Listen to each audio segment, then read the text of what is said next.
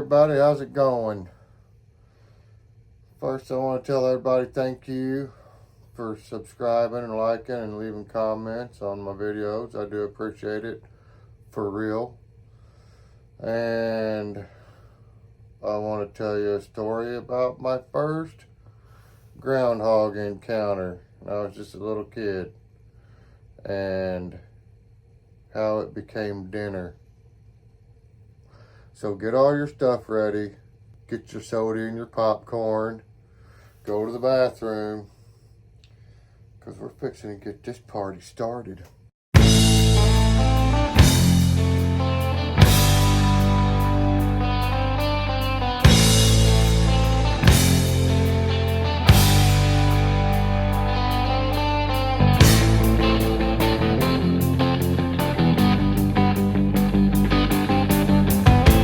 Alright, so here we go. The first time I physically encountered a groundhog, and it ended up becoming dinner. Okay, so I got to start with the way I was raised up. If we were out hunting or doing anything, no matter what, if we were doing anything, if we dispatched something, harvested something, we had to eat it. Didn't matter what it was. Birds, whatever. We were not allowed to just go around unaliving stuff. So anyways, one day, me and my two little brothers, we lived about a mile. I mean, I think it was almost exactly a mile down this dirt road and from town. We lived down this dirt road a mile from town. And so we would walk to town a lot in the summertime. You know what I mean? Wasn't no big deal. Go get a soda or whatever.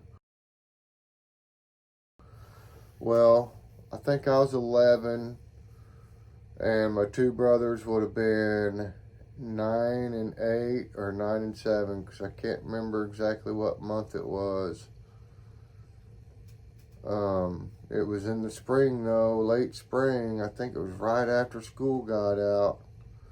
But anyways, we walked up and down this dirt road all the time. No big deal. Grew up that way. Had a creek right down below our house. We played in the creek all summer. Good times, leeches and everything. So anyways, I even caught a copperhead. A lot of people aren't going to believe this, but it's true. I caught a copperhead that was trying to eat a perch. And when I come up on it, it tried to spit the perch out. Well, it had already swallowed the perch far enough to where it had swallowed some of its fins. Or some of its back fin, I mean. Well, when it tried to regurgitate that fish, that perch's, the fin, come open. Anyways, it couldn't spit it out. I ran back home, got a big glass pickle jar, ran back down to the creek, caught that copperhead with the perch still in its mouth, put it in the jar, took it to school, and I showed my science teacher, and he put it in formaldehyde. So it's probably still at the school. It should be. It might be. Be pretty cool if it is. But anyways, so me and my little brothers, we're going to go to town, get a candy bar and soda or something. Who knows? I can't remember. But we were probably about halfway. So we were little, and all our lives we were scared of Sasquatch, right? So like, that's for real. We were always scared of it. And at night, when we would walk down this road, it always sounded like something was following you through the woods, you know what I mean?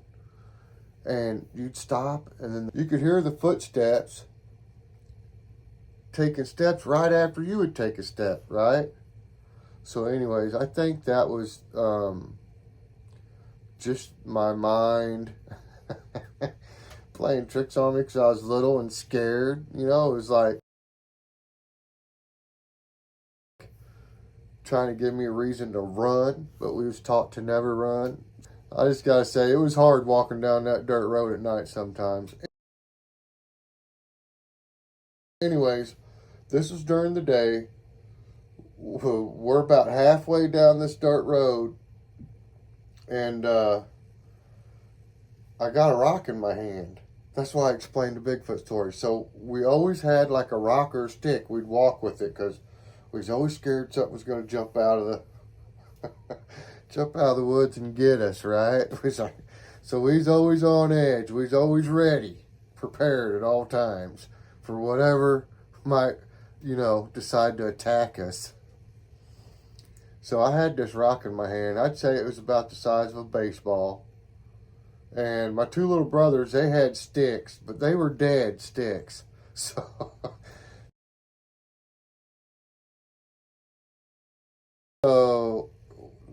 you'll see.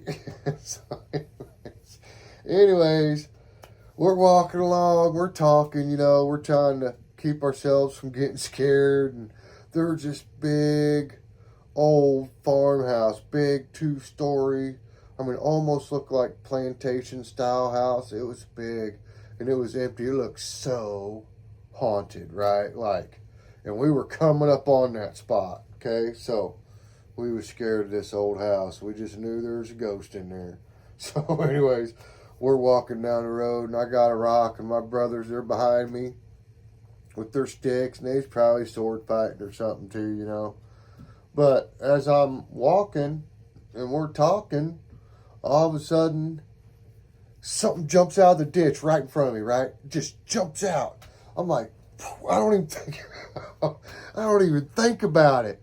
It just was instinct, right? I just chucked that rock. Well, I hit it, and it balled up in the road. And I turned around and I grabbed one of them sticks out of my brother's hand, and I run up on it. And I hit up that stick, and when I did, that stick just broke into pieces. And I was like, oh, I jumped back. And I found a bigger rock, and by now, my two little brothers, they see what's going on. I'm freaking out. This is all happening pretty fast, though, so I'm freaking out. And I'm trying to find a bigger rock or a better stick to finish this thing off. And my two little brothers, they start looking. They're looking for sticks because now they realize I'm trying to take something out, And so, finally, I did find a stick. I didn't use a rock. I had a rock, and I was going to hit it with a rock again, but I was afraid it'd make it, like a bloody mess, and what if I missed? You know what I mean? I didn't want to miss. So, we found a stick, a branch that had fallen off a tree or whatever on the side of the road that was sturdy, pretty much a club. Finished it off, right? So, honestly, I didn't know what this thing was. I'd never seen one before, right? I'm 11. I'd never seen a groundhog. I didn't know what it was. So I was keeping my brothers away from it, and I'm trying to check it out, and I'm like, man, that's weird looking. Never seen one before. Got to tell my dad when we get home. So we go on to the store. My two little brothers, they can't shut up about this. And my little brother that's right under me the whole time, we have to take that home and eat it now. We have to take that home. We don't even know what it is. And now we got to eat it. Why'd you kill it? Why'd you kill that? Now we got to eat it. I'm like, it scared me. I don't know, man. Don't worry about it. We just won't tell Dad, right? But then I'm thinking, we got to tell Dad because I don't know what this thing is. So we got to bring it home. Now, when I say Dad, I mean stepdad. But he was our dad. So, anyways, we go on into town. We take care of whatever he's going to do. I'm pretty sure it was candy bars and sodas. Because we wasn't allowed to have that kind of stuff all the time. But, on our way back, and the whole time I'm hoping that this thing has sprung out of it. You know, maybe I didn't take it out with the stick, and maybe it was just knocked out. And when we come back, it'll just be gone, and we won't have to worry about it, right? Well, that's not the way my luck runs. Okay, so I'm like, dang, we get there to the homicide scene, and my brother, he starts in on me again, and I'm just gonna walk right past it, right? I'm like, yep, it's gone, and I'm just gonna keep going. And my two little brothers, actually, they both stop and they're like, we gotta take it back. We gotta take it back. We're gonna get in trouble. I'm like, no, we don't have to tell anybody that we killed that thing. But my little brothers are like, no, we have to tell. And you know, they was gonna tell. I mean, I had no way out of this. So I was like, all right. So I go back and I go to grab this thing, man. This thing was heavy. It was a big one, right? I mean, it was big. I don't know exactly how heavy, but I was little. I was 11. I was pretty scrawny when I was 11. And I'm thinking it's probably at least a 10-pounder, maybe a little more. So anyways, I pick it up and I start carrying it, and I'm mad about having to carry this thing. I did not, man, I was just trying to protect my brothers. I thought I was being a protector, and this thing was trying to attack us, and I was a hero, and we was just going to drop it, and they was going to go along with me, and we was never going to have to worry about this groundhog again. So I'm carrying this thing. I don't even know what it is yet. So I'm a little bit scared of it while I'm carrying it, even though I know it's gone. So finally, about halfway home, well, about halfway from where we picked this thing up to home, I'm getting tired of carrying this thing, right? So I'm like, you know what? I ain't carrying it no more, guys. If you guys want to eat this thing, you can carry it the rest of the way. Because I did that thinking that thing was trying to attack us, and I don't have no intentions on eating it. Now you got to remember, I'm 11. So I'm just starting to feel my oats about stuff, right? Because I promise you, it did not work out exactly how I just said it. All right, so I do convince my two little brothers, though, to help carry it, and they take turns and carry it the rest of the way home. So then as soon as we get to the house, my little brother, the one right under me, because my youngest brother, he's pretty mellow and quiet, right? Me and him got along real good. He was always right there hanging out with me and just always, you know, just watching and learning. Where the one between me and him, man, he's rowdy, right? He was into everything and always freaking making you mad somehow or tattling on you or something. Just always being aggravating, you know, just a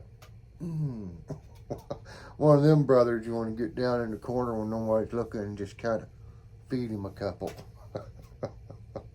Anyways, he's a good guy now, though. Don't worry about it. He turned out real good.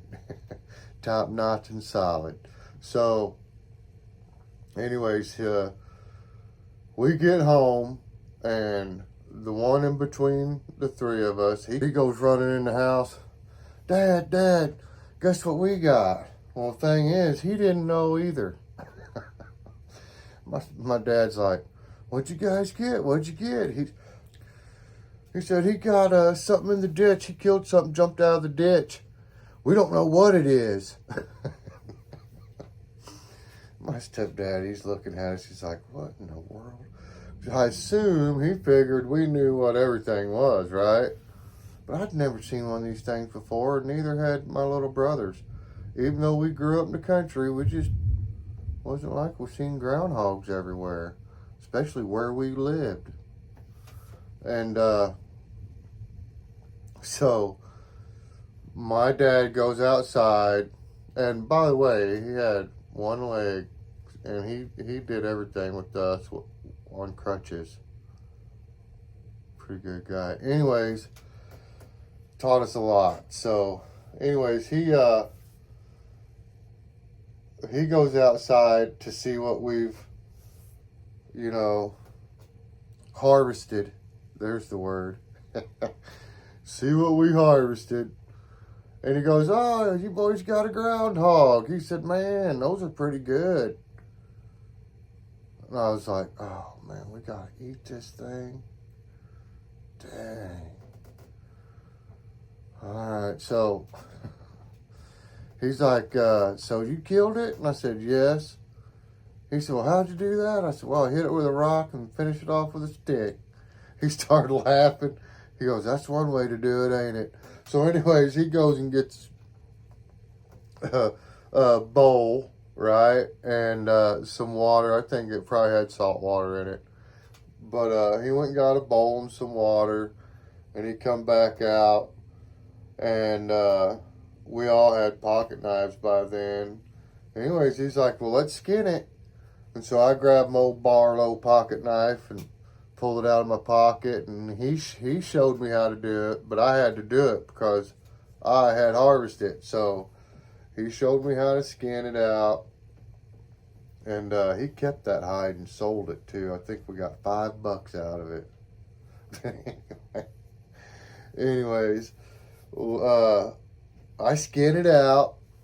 Did pretty good, I reckon, because he didn't complain about nothing. I didn't cut no holes in it.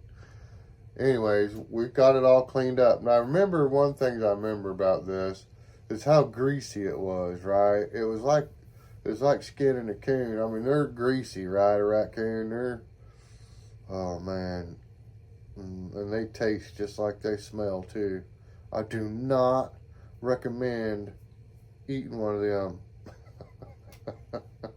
Anyways, there is such a thing as trash meat. Just so people realize that and understand that.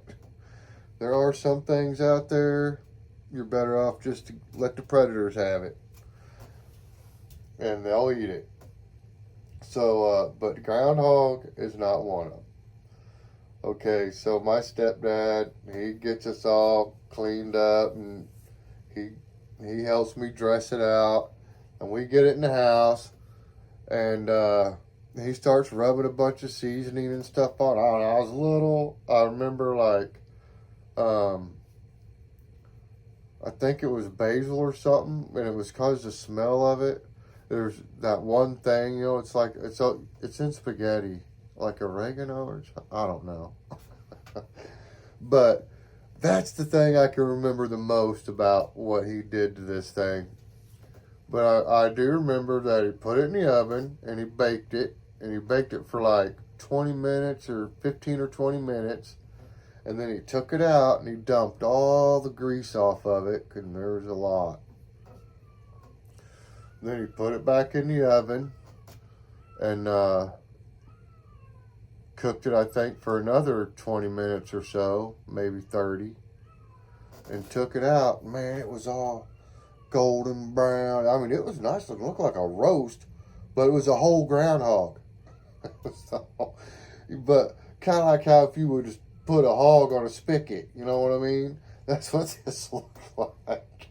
The whole thing. I think minus the dome, right? I don't think this part was there, but yeah, it was all spread out, right? And man, me and my brothers, we was worried about it at first. And he got it out, and he made mashed potatoes and everything. He made a meal out of this. And he puts it on the breakfast bar. We had a big, long breakfast bar in our kitchen. And we're all sitting there waiting, and he brings it up. He makes us all a plate, and he puts us a little bit of that meat on the plate. Man, we're worried about it. We're daring each other to take the first bite and all this. And then we all kind of look over at him, and he's just eating it. He's eating it, man. He's going to town on it. And so we're like, must not be too bad. You know what I mean? So sure enough, We started eating it, and it was really good. It really was. So, like, I don't know what everyone's ate, but okay, so if, like, down south, they eat nutria, right? Very closely related to the groundhog, mainly vegetarians, right? Well, then beaver, it's really good too. Also vegetarian. And what is two of the most common eaten rodents in probably the world? And that's rabbits and squirrels. Okay, so this groundhog was just like eating a rabbit as far as like the flavor to me, but the texture was more like eating a squirrel. You know what I mean? It's kind of like, but it was good, and I would do it again. Matter of fact, I'm hoping I get to harvest a groundhog and make a video of it, cook it on the grill, and let you guys watch that whole experience, like, you know, for real. Of course, I'm not gonna kill it with a rock and a stick. Okay. I'm gonna try to use the M6 Scout, you know, M6 Scout versus groundhog.